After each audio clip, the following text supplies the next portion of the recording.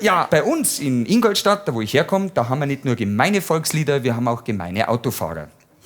Also die haben meistens so einen Spoiler hinten drauf, der ist so groß, ich darf mal sagen, der ist fast indirekt proportional zum IQ des Fahrers.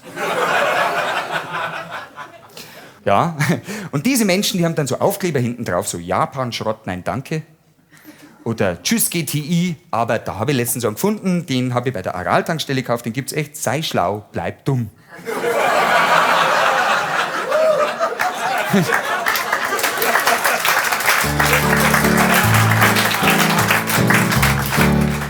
Ja, ich fuhr einen heißen Schlitten, einen ganz geilen Kübel mit Rennfahrergurte und überall Bügel. Da ist gar keine Reaktion, ihr fahrt's die alle, gell? Ja, ich jag mit meinem OP jedes Sportwagen-Geschwerl. Ich hab einen Mumm vom Niki Lauda und das Geschau vom Walter Röhrl. Fahr ich durchs Dorf, hörst schon von Weiben, wie meine Bassboxen pumpen. Mei, das vibriert, da haut's mir von der Heckscheibe fast einen Kennwutaufkleber runter.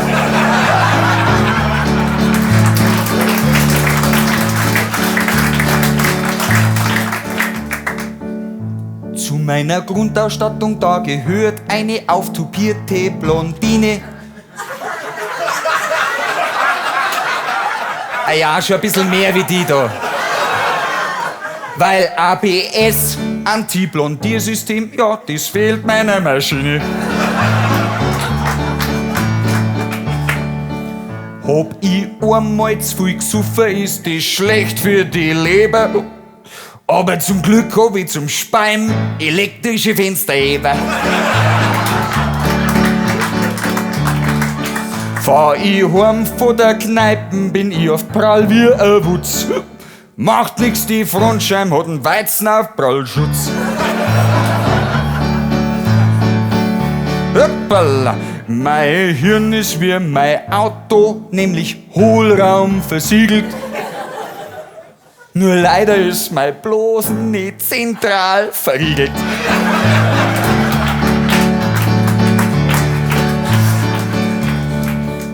Und wenn ich unterm Fahren einmal das Bier nicht halten kann, gibt's in der Hosen schon mal einen kurzen. Hab ich die Sitzheizung noch an. Dir verkleckt ist mein Auto und auch mein Verstand.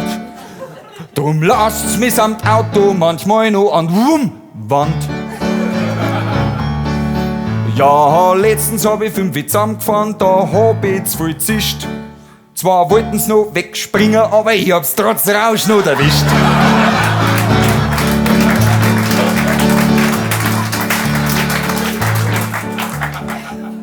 Ja, der Richter war in Ordnung, denn eins war ihm klar: Ich bin unschuldig, weil ich mit 10 halbe gar nicht zurechnungsfähig war.